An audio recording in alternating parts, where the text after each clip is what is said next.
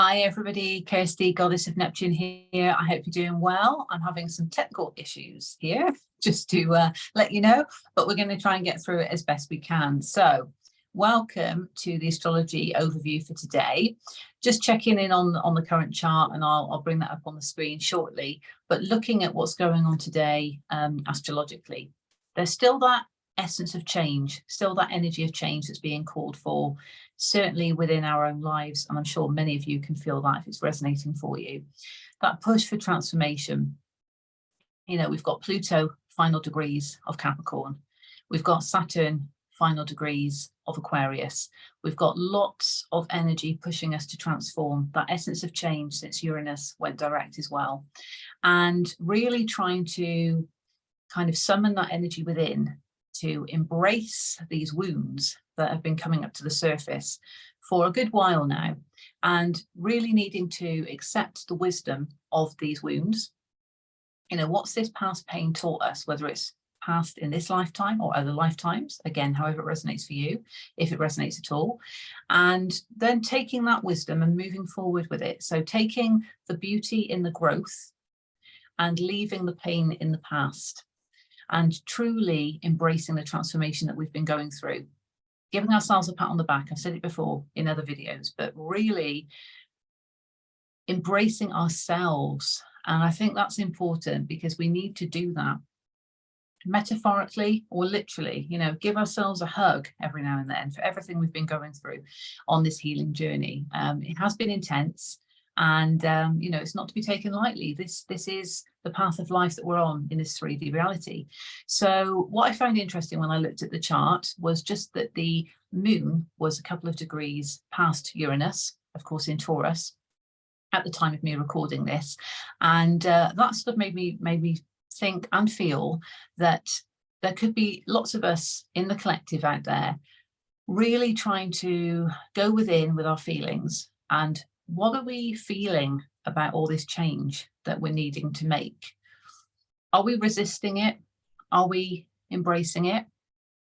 Are we pushing it to one side because we don't want to deal with it? What's happening to our feelings with all of this? You know, forget about the overthinking. This is about feeling with the moon, feeling into things. And when it comes to our worth and values with the Taurian energy, that could be playing a part here, because perhaps we know we need to make changes, but perhaps we feel unworthy of making those changes. So there could be that push-pull energy going on, again, if it resonates for you. So what I'm going to do now is I'm going to just pull up the chart, and as before, I tend to pull up the UK natal chart just to show the transits going on. So hopefully you can see that on the screen there, and just reviewing that now. So the inner circle, the inner wheel, is the UK's natal chart. And again, there's a reason for the date. Check out my previous videos if you're interested, but there is a reason for that. And then the outer wheel is the current transits, or those of a few moments ago. Bearing in mind, this is based on GMT. This is based on where I am in the UK, and just apply your time zones as appropriate. So when we look at the top of the chart and we can see that Taurus energy, we can see on the outer wheel there, the moon, 17 degrees, again, at the time I'm recording this, just 2 degrees past Uranus. So it has passed Uranus. Again, that energy of change that Uranus brings, and the moon really sort of needing to go within with our feelings. What are we feeling about this change? In the UK's chart, this is happening in the 11th house, so relating to connections. So as a nation, connections with other countries, what is the feeling with what's going on with these connections that need to change or are changing? Because sometimes change happens and we need to respond to it.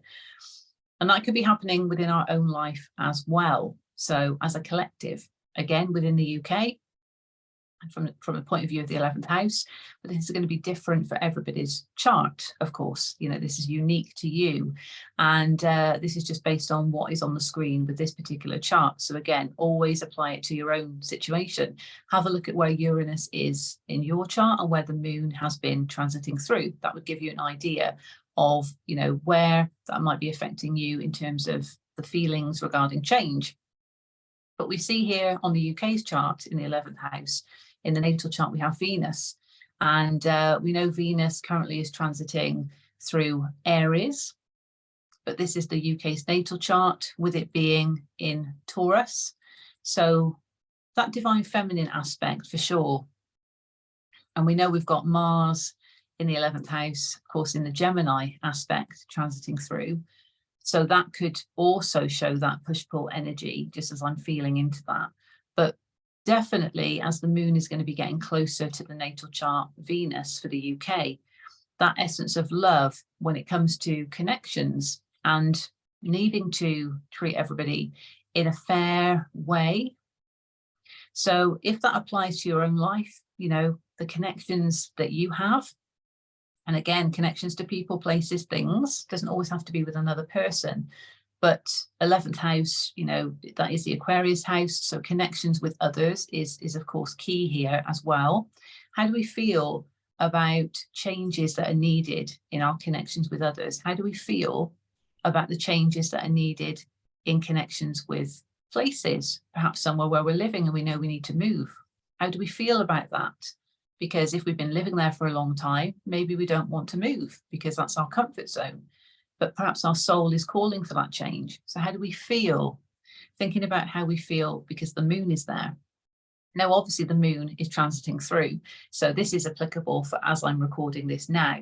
And of course, if you watch this and it resonates for you, then awesome. That is the energy of the time. You are meant to receive it in that moment. But don't try and make anything fit that doesn't, of course. And, you know, always apply it to your own situation and your own chart, as I was saying. We've got that intense energy going on in Aries, of course, as well. And Aries being, you know, about the self. And when you think of the sovereign self, the warrior self, really fighting for what we want. And we've got that expansive energy in there with Jupiter and, of course, Chiron. And later on in March, they will be at the same degrees. So, you know, they are certainly there to expand that energy of where perhaps we need to heal. And I did a tarot reading earlier, collective tarot reading, and certainly there was that emphasis on, you know, past pain, healing from past pain, and recognizing, again, the beauty that comes from the growth through these experiences, but being able to leave the past in the past and moving forward with that fresh knowledge, or, you know, topping up the wisdom bank of the soul, as I like to refer to as well. Moving forward on our journey, but making sure that we are healing and making sure we are closing out cycles that we need to close out as part of that healing journey. So there could have been a massive spotlight shone on a lot of wounds from the past that maybe we've not dealt with. And of course, the Aries energy really calling for us to be our sovereign self as well.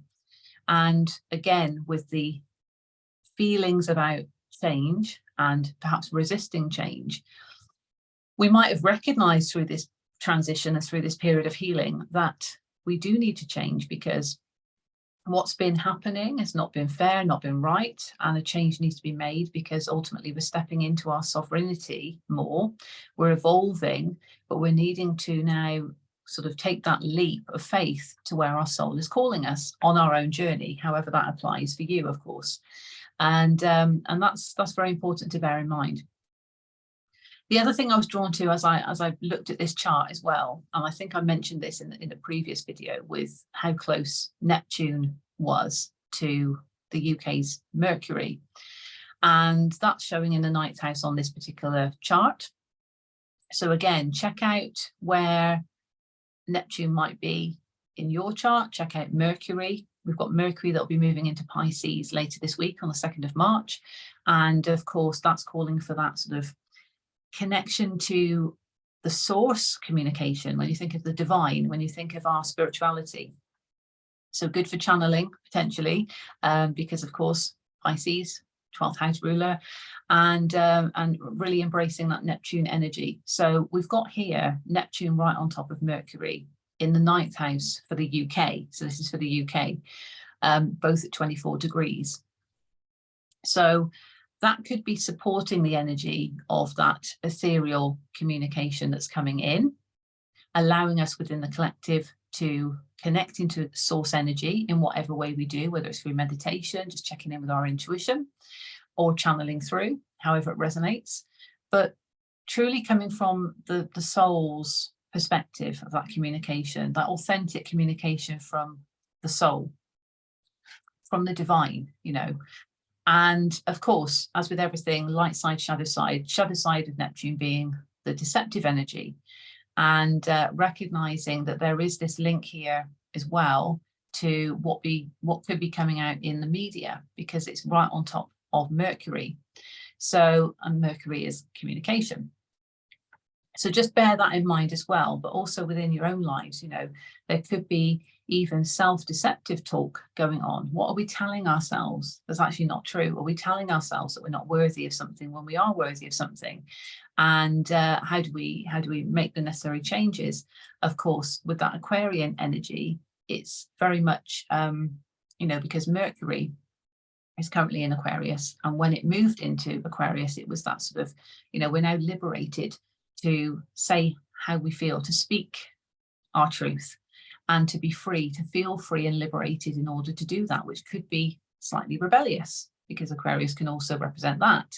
And as Mercury finishes up in Aquarius and moves into Pisces, it then allows us to connect further into the divine. So that connection with our communication from our soul. Not to get too deep on you, but you know, it brings that essence of our true divinity within and being able to express in that way. So at the moment, with Neptune being right on top of Mercury in the UK's natal chart, again, the light side could be its emphasis on truly connecting in with that divinity within, that expression of divinity within. We are in Pisces season. Lots of people manifesting, you know, what they desire, certainly after the full, not the full moon, the new moon. We've got the full moon coming up on the 7th of March, but after the new moon, you know, certainly manifestations in terms of that Piscean ethereal essence. But of course, here in the 9th house, you know, that is religion and beliefs. So just bearing in mind, again, with the media aspects there as well. Okay, and we know the sun is in Pisces because we are in Pisces season. So you know that is certainly a magical time, and it is my favorite season because I am a Piscean, and maybe that makes me biased, but I just find it very magical, and I feel it's a time for us to embrace who we truly are at soul level, and to certainly embody that divine essence that we all hold within, whilst maintaining that sovereignty, you know, the Aries energy that's calling for change, healing our wounds, and to truly move forward with that essence of change. Pluto being there calling for us to do that, you know, that purge of the transformative element that we need to do. And then Saturn, of course, will be coming into Pisces on the 7th of March when we do have that full moon, and really sort of saying, you know, have you done everything that you need to do? Because I'm now in the house of the divine. I'm now in the Piscean realm, and is that in alignment with your soul? Has that been in alignment with your soul? Have you learned the lessons from the past? We're now going into a new cycle. Let's move forward. You know, what lessons do we need to learn in this cycle? So there's a lot going on. There is a lot going on. But for now, just recognize that where you may feel or know that you need to change something, the moon at the moment is asking us to introspect and acknowledge how we feel about that change, to process that in terms of our feelings.